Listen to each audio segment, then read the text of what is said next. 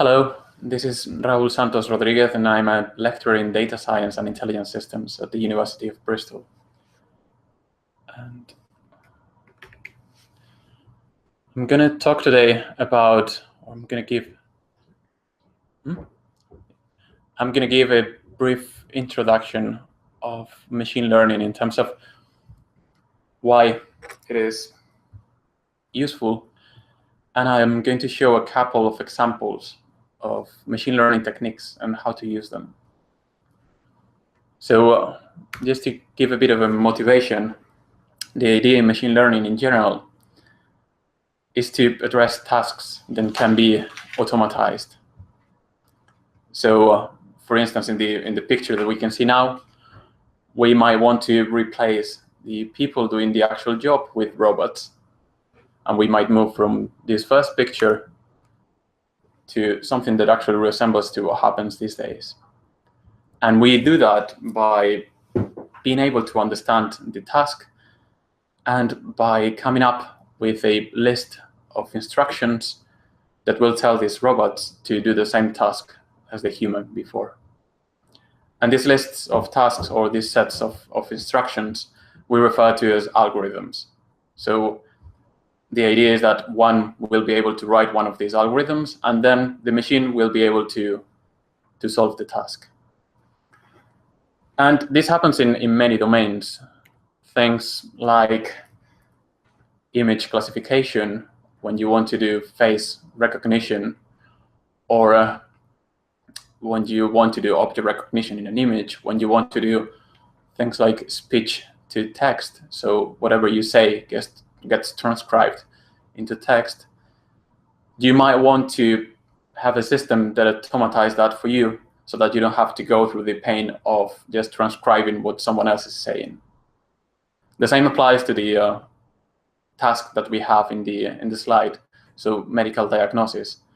So in here, we might have, just to make it as simple as possible, given a new patient a binary decision on whether this person is healthy or they have a disease. For the rest of the talk, we can assume that the disease is going to be diabetes, and then the task in the end ends up being just whether they are healthy or they have diabetes. Also note that I will be using the same colors. For instance, for healthy, I will be using red always, and for diabetes, I will be using green. But the task is to be able to predict this, given these 4 new guys or girls that come to our hospital. But the thing is how to teach these machines so that in any of these tasks, they can perform well. And when we say well, we mean as well as humans. In the first one, in the assembly, defined algorithm that we could use. But in some others, it becomes a lot more difficult because even for humans, it might be tricky to explain how it is that we do face recognition, so that trying to come up with a list of instructions that does face recognition becomes really tricky. The same applies to medical diagnosis. You might not know why you're making a decision, and even if you do, it might be difficult to express it. So in order to get a machine to solve any of these tasks, what we try to do is to solve it through the use of data. And by data, we mean, in this medical diagnosis context, to know a lot about many, many different people and to try to make use of that instead of just having to give a set of instructions to the machine. We will want the machine to learn those instructions from data. But data is something that is not easily, well, or not always easy to understand for machines. You need to do some sort of pre-processing that usually involve what we call feature extraction. These features are the numbers that we use in order to describe each of these people that we see every day in a hospital, for instance. So in the example that I will be using, and you can find the data set down here, I was accessing data that was collected from a population of female in the US with an Indian heritage. And if we want to characterize these patients, what we do is that we measure different things. So these are all numbers that we are interested in. Things like pregnancies, or the glucose level, or the blood pressure, the insulin, the body mass index, or the age. So, and this then translates into just numbers that the computer can understand.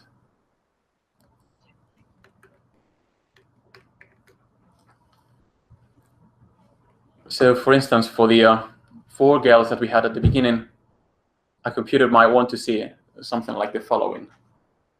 So we will see these collections of numbers that correspond to each of the individual patients. In here, I still use red for people that were healthy and green for people that were diagnosed as having diabetes. The first number, or the first row, corresponds to the glucose level, and the second row corresponds to the body mass index, so BMI.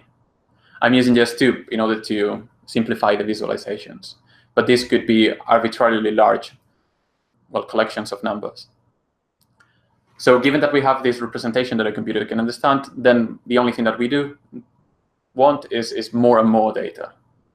Actually, in a very extreme case in which we have every possible combination of these 2 numbers of glucose and BMI, and we have every possible, well, every diagnosis for each of these combinations, then the only thing that we need is a very, very large computer that will store them all in a database. And then given a new patient, we would go and check, what's the patient in our database that has the exact same numbers, and output the label or diagnosis that we had for that patient. But as you can see, that's in practice, that's not possible, because we will just have a subset of these patients. So what we want to do in the end will be to come up with a system that takes as an input a few of these patients with their corresponding features or attributes, and tries to come up with a learning algorithm that will extract what we understand by diabetes or what we understand by healthy patients. The idea is that we will try to impose some notion of similarity so that we end up being able to automatically define what we understand by healthy as opposed to what we understand by diabetes.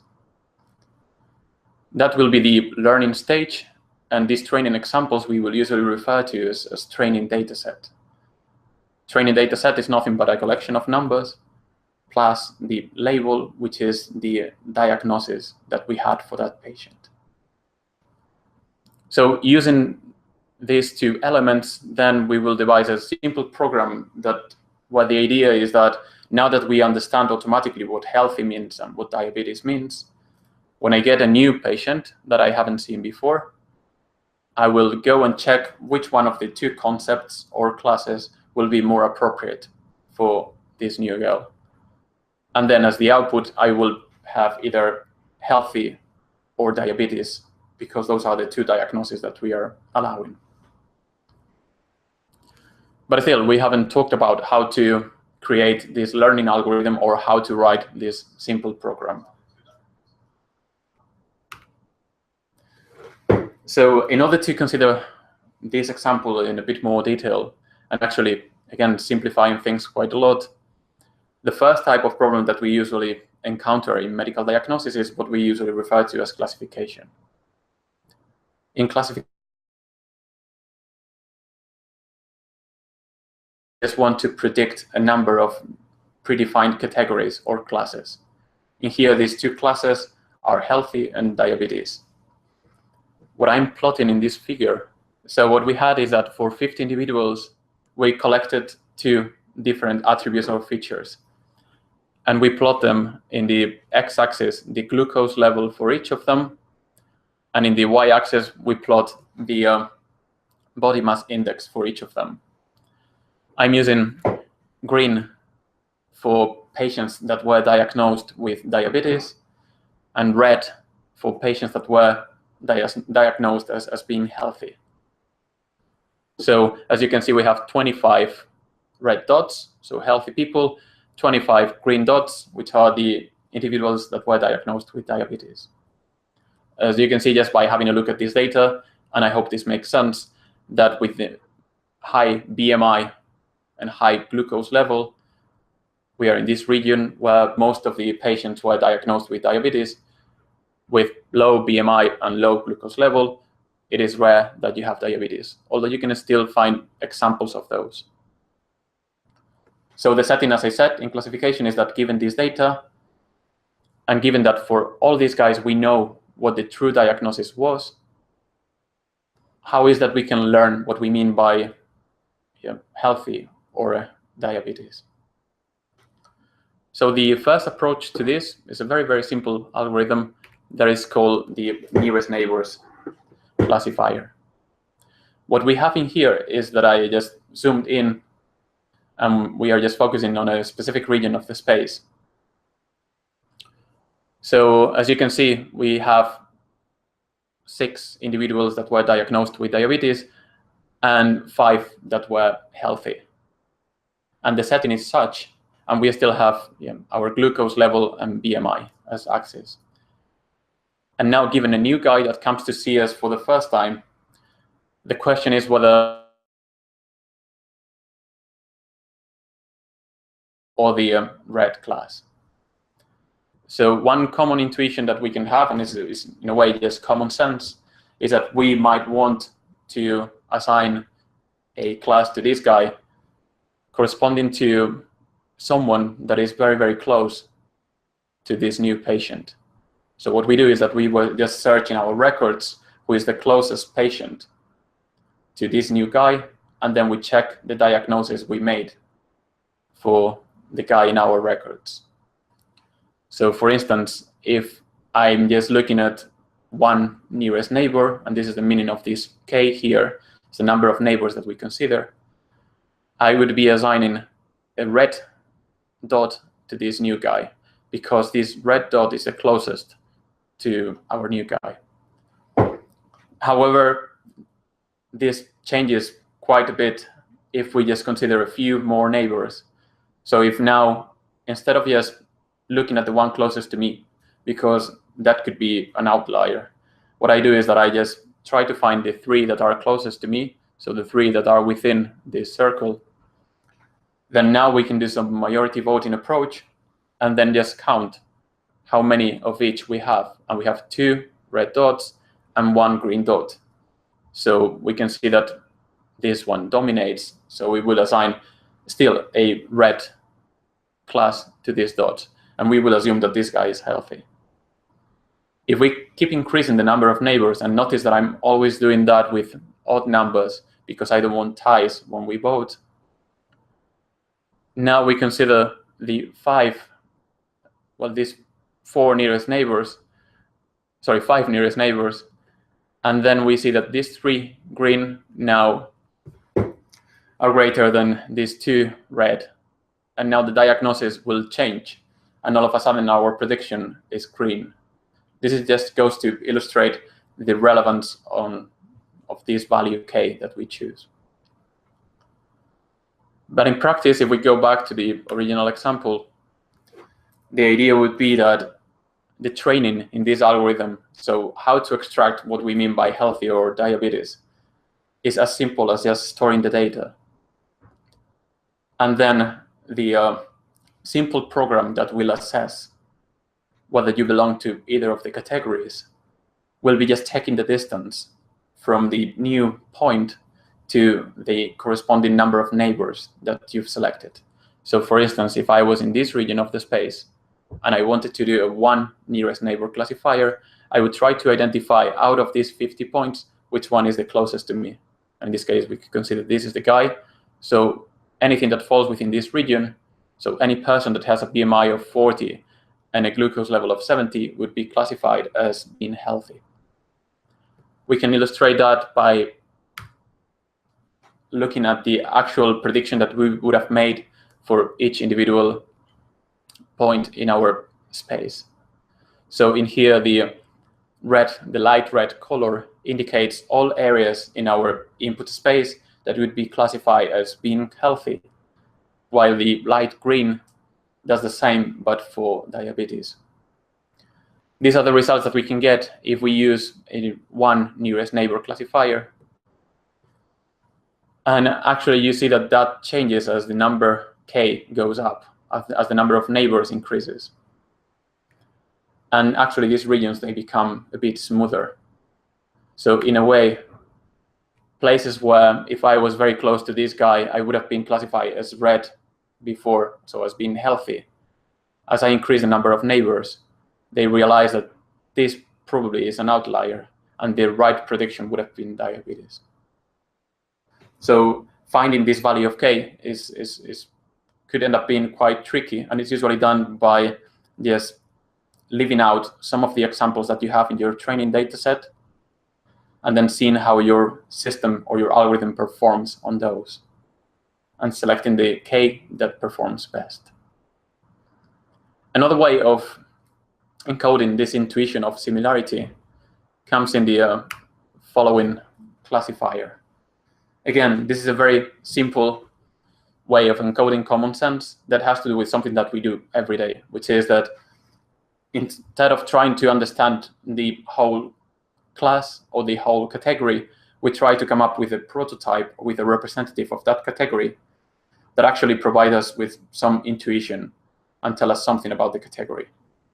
For instance, in here, we consider that this red dot here is a good representative for the green class, while this other dot here is a good representative for the red class.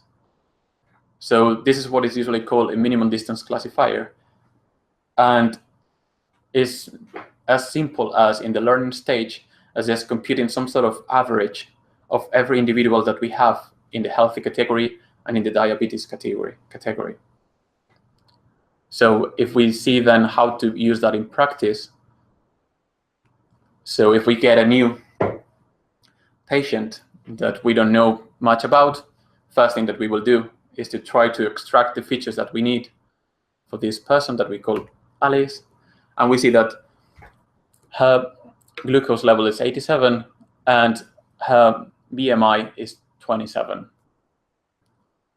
Then, as we computed these two representatives, I can show you the actual values for the average of those. And then for diabetes, we have a glucose level of 142 and BMI 34. While for the healthy class, we have an average of 99 in terms of glucose level and 31 in terms of BMI. So as I said, just finding these two vectors is our learning stage. And then at the time of predicting what's the right label for this scale, what we do is something as simple as you like. It's just we compute some sort of distance or similarity in between the numbers for Alice and the numbers for the representatives of diabetes and healthy. As you can see, probably in most definitions of similarity, you'll see that Alice is closer to being healthy than to having diabetes, and that will be our prediction. So these two methods, they rely on encoding this notion of similarity. But one important piece of advice is that this will be as meaningful as the features you have. And this will work as well as the data set you get. In most cases, if your computer can handle it, the larger, the better. But in general, it's not always that we have to use machine learning. For instance, in antimicrobial resistance, you might get a good feeling of, I don't know, you can analyze a group of genes, even by hand, and you can understand their properties, and you can extract some useful conclusions out of it, and that's perfectly valid.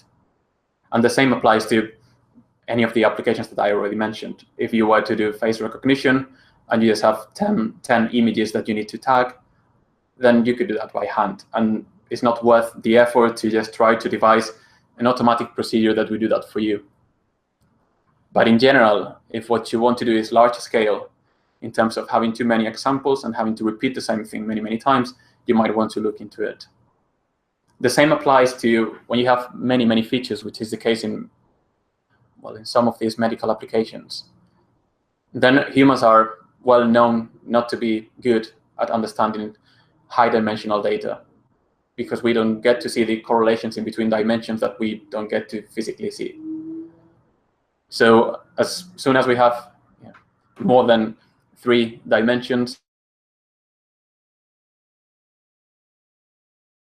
it becomes pointless just to try to look at the data and infer what's going on and infer what's common in between all the examples that are healthy and all the examples that have diabetes. Then we would want to use some of these algorithms. The same applies when there is some human expertise, but it's very, very limited. But what we have is plenty of data. And this has to do also with the big data phenomenon. So in many applications these days, data is available and we can use it, and we don't need to develop an expertise that might be not needed. The same applies when actually there is a good expertise, but we struggle in order to describe it or to express it. That applies, for instance, to the example of face recognition again, where we are very good at spotting whether 2 people are the same, but we are not so good at describing why or how we do it. So then it is difficult to come up with an algorithm or that we can just write down in order to solve these tasks. So it's better to use data for that. Another thing that could be potentially very relevant for antimicrobial resistance is the next point that has to do with problems that actually change with time. So we might become really, really good at understanding why these genes are telling us something when we study the interaction in between an antibiotic and a given bacteria. But if when we look at that 20 years later, what we see is different, then we have to, again, spend the time on trying to understand what is that we can understand this time. So we might want to do something that automatically understands how things evolve with time. And finally, and also quite relevant for antimicrobial resistance, is the need to personalize and particularize the solutions. You might be in a situation in which you study the interaction between an antibiotic and a bacteria, but then you might want to see how a different antibiotic interacts with that bacteria. You might change the bacteria, and then you'll have to always start from, not from scratch, but almost. So then it makes sense to use machine learning. Finally, I just wanted to leave you with a few links with recent advances in antimicrobial resistance using machine learning. You'll see that in the first paper, both the code and the database that they use are available, and they use one of the latest machine learning techniques. It's called deep learning. And although the performance is good, they claim it can be a lot better as soon as they have more data, which is always a good thing. And the next 2, they are also very recent, and in the first one, they also share their data. And they use what we refer to as ensemble methods, which is nothing but a collection of usually many of these classifiers that I just presented put together, so that if you end up in a situation where in a region of the space a nearest neighbor classifier works best than a minimum distance classifier, you could combine and have the best of both. Those approaches are also very, very popular these days. And finally, the link that describes this scikit-learn is a very popular toolbox. I would say probably is the most popular toolbox these days that you can use to get these kind of algorithms running easily and quickly with plenty of examples, and mostly in Python, but it's quite intuitive and easy to use. And now if you have any questions, please feel free to ask.